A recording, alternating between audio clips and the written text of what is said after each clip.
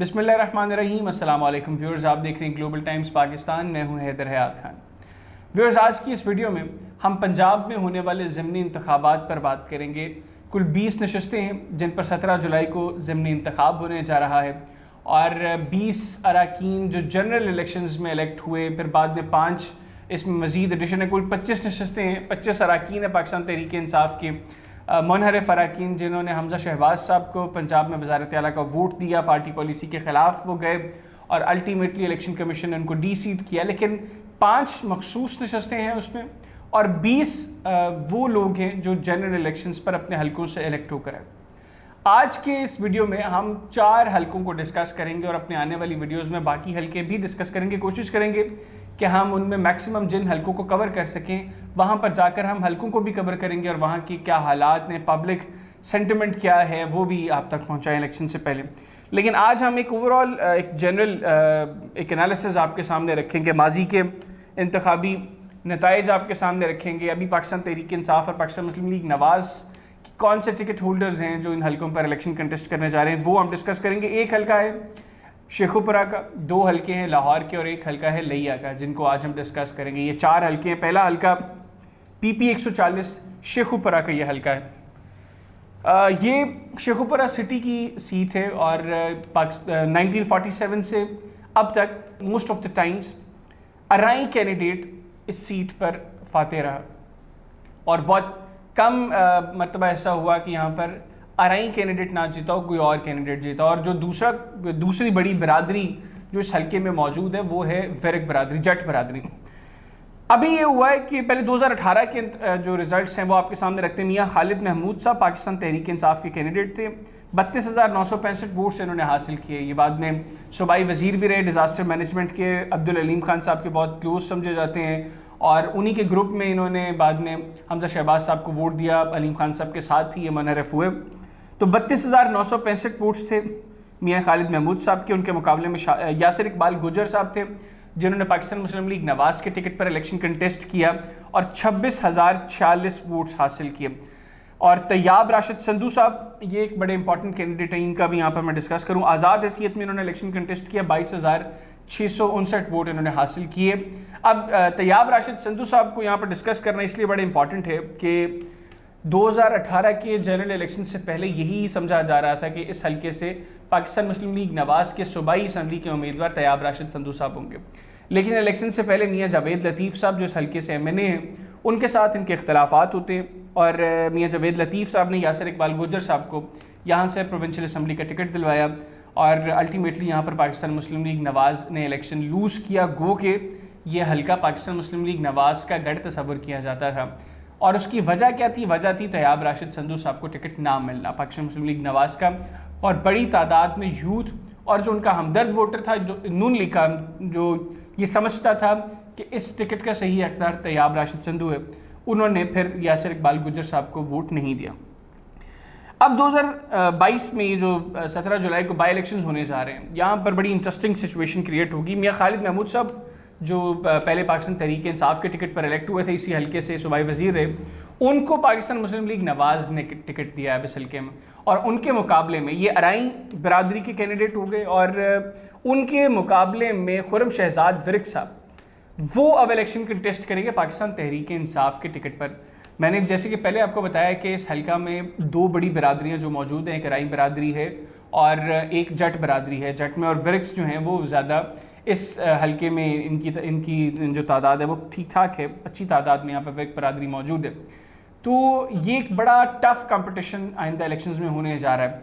यहाँ पर एक ऐसा कैंडिडेट जिसको दोनों पॉलिटिकल पार्टीज़ में से कोई भी टिकट देती तो जो विनिंग पोजीशन में था वो तैयाब राशिद संधू साहब थे, क्योंकि शहर के हलके से 22,000 वोट्स लेना ये कोई मामूली बात नहीं है। जो लोग इलेक्शन की सारी सिचुएशन को समझते हैं, जो इलेक्शन की साइंस को समझते हैं, वो लोग ये जानते हैं कि दही इलाकों में आज़ाद कैंडिडेट के लिए वोट लेना कंपैरेटिवली आसान है बनिस्बत जो शहरी इलाके हैं। तो तैयाब राशिद संधू साहब ने जो रिपोर्टेडली इमरान खान साहब से मुलाकात की और इमरान खान साहब ने उनको ये कहा कि आप इस इलेक्शन में आप हमारे कैंडिडेट को सपोर्ट करें तो हम आइंदा जनरल इलेक्शंस में आपको कंसिडर करेंगे। लेकिन डेफिनेटली जो एक सियासी बंदा है वो कोई भी इलेक्शन छोड़ना वो मुनासिब नहीं समझता। और अभी तक की जो इन्फॉर्मेशन है, तैयाब राशिद संधू साहब आज़ाद हैसियत में इलेक्शन कंटेस्ट करने जा रहे हैं। तो अभी जो बड़ा मुकाबला इस हल्के में होगा वो मियाँ खालिद महमूद साहब और खुर्रम शहजाद वरिक साहब और तैयाब राशिद संधू साहब के दरमियान होगा। एक और बड़ा नाम इस हल्के के हवाले से कंवर इमरान सईद साहब का है। ये कहा जा रहा था कि शायद कंवर इमरान सईद साहब को पाकिस्तान तहरीक इंसाफ का टिकट मिल जाए। 2013 में उन्होंने इलेक्शन कंटेस्ट किया था पाकिस्तान तहरीक इंसाफ के टिकट में, लेकिन वो ये हल्का नहीं था, इसका नेबर हल्का था जहाँ पर कंवर इमरान सईद साहब ने इलेक्शन कंटेस्ट किया। तकरीबन 6,500 वोट से उन्होंने हासिल किए, सूबाई असम्बली की सीट पर इलेक्शन लूज़ किया, लेकिन पाकिस्तान तहरीक इंसाफ के साथ खड़े रहे। और ये खुर्रम शहजाद वरिक साहब भी उन लोगों में शामिल हैं जो एक अरसा से पाकिस्तान तहरीक इंसाफ में मौजूद हैं। तो अगर ये कहा जाए कि ये टिकट पाकिस्तान तहरीक इंसाफ ने उनको दिया है जो पार्टी के लॉयलिस्ट्स हैं, तो ये गलत नहीं होगा। लेकिन दोनों ही कैंडिडेट्स, इसमें कंवर इमरान सईद साहब और खुर्रम शहजाद वरिक साहब, ये पार्टी लॉयलिस्ट कैंडिडेट्स हैं। तो एक टफ कंपटीशन होगा। खुर्रम शहजाद वरिक साहब हाल ही में डिस्ट्रिक्ट बार का इलेक्शन भी उन्होंने विन किया, डिस्ट्रिक्ट बार के प्रेसिडेंट है शेखुपुरा में। तो एक दूसरा जो बिरादरी का मैंने आपको बताया, तो ये एक टफ कंपटीशन होने जा रहा है। और मियाँ खालिद महमूद साहब के लिए सिचुएशन की बहुत अच्छी नहीं है, क्योंकि एक तो मियाँ जावेद लतीफ़ साहब के साथ उनके ताल्लुकात अच्छे नहीं थे। अभी ये इत्तलात हैं कि उनकी आपस में सुलह करवा दी गई है। मियाँ जावेद लतीफ़ साहब जो MNA हैं, वफाकी वज़ीर भी हैं पाकिस्तान मुस्लिम लीग नवाज़ के, तो उनके आपस में सुलह तो करवा दी गई है, लेकिन जो हल्के में पाकिस्तान मुस्लिम लीग नवाज़ का वोटर है उसने इनको दिल से एक्सेप्ट नहीं किया। तो ये एक सेटबैक हो सकता है मियाँ खालिद महमूद साहब के लिए। लेकिन अभी की जो सिचुएशन है, अगर हम बिरादरी का वोट सामने रखते हुए बात करें, तो ये जो तीनों कैंडिडेट्स हैं, तैयाब राशिद संधू साहब, मियाँ खालिद महमूद साहब और खुर्रम शहजाद वरिक साहब, इनके दरमियान एक अच्छा कंपटीशन होगा। और चूँकि टिकट्स जो हैं वो मियाँ खालिद महमूद साहब और खुर्रम शहजाद वरिक साहब के पास हैं, तो अल्टीमेटली जो विनिंग कैंडिडेट हैं वो इन दोनों में से ही एक हो सकते हैं। बहरहाल एक टफ कंपटीशन इस इलेक्शन में देखा जाएगा, और हम कोशिश करेंगे कि हम अब चंद रोज़ के अंदर इस हल्के में जाकर यहाँ के हल्के की आवाम की जो पल्स है वो भी आपके साथ शेयर करें। अब अगला हल्का लाहौर का है जी, PP 158। यहाँ से अब्दुल अलीम खान साहब ने इलेक्शन विन किया था जी 2018 के इलेक्शंस में। 52,300 वोट्स उन्होंने हासिल किए थे। उनके मुकाबले में राना हसन शराफत साहब पाकिस्तान मुस्लिम लीग नवाज़ के उम्मीदवार थे। 45,228 वोट्स उन्होंने लिए थे। तकरीबन 7,000 वोट्स की लीड थी अब्दुल अलीम खान साहब की इस इलेक्शन में। और अब बाई इलेक्शन के अंदर शुएब सिद्दीकी साहब रिपोर्टेडली कैंडिडेट होंगे पाकिस्तान मुस्लिम लीग नवाज़ के, अब्दुल अलीम खान साहब के रिप्लेसमेंट के तौर पर। और शुएब सिद्दीकी साहब वो भी फॉर्मर MPA रह चुके हैं। 2018 के इंतखाबात के बाद बाई इलेक्शन में उन्होंने 2013 के इंतखाबात के बाद बाई इलेक्शन में शुएब सिद्दीकी साहब ने इलेक्शन विन किया था। 2018 के इलेक्शंस में भी उन्होंने सूबाई असम्बली की नशिस्त पर इलेक्शन लड़ा। PP 157 से ख्वाजा सलमान रफ़ीक साहब के साथ इनका मुकाबला था।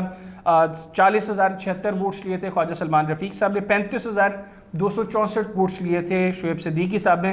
तकरीबन 5,000 वोट्स का फ़र्क था। तो अभी अगर शुएब सिद्दीकी साहब इलेक्शन कंटेस्ट करते हैं तो ये भी एक अच्छे और मजबूत कैंडिडेट हो गए पाकिस्तान मुस्लिम लीग नवाज़ के। और अलीम खान साहब कंटेस्ट करते हैं तो वो भी एक अच्छे और मजबूत उम्मीदवार होंगे पाकिस्तान मुस्लिम लीग नवाज़ के। अब उनके मुकाबले में पाकिस्तान तहरीक इंसाफ ने टिकट दिया है मियाँ अकरम उस्मान साहब को। नौजवान हैं, मियाँ महमूद रशीद साहब के दामाद हैं, इनकी बरादरी का ठीक ठाक वोट है। वो भी पहले 2013 के इलेक्शंस में एक सूबाई असम्बली की नशिस्त पर इलेक्शन लड़ चुके हैं। PP 149 में उन्होंने इलेक्शन कंटेस्ट किया था राना मशहूद साहब के मुकाबले में।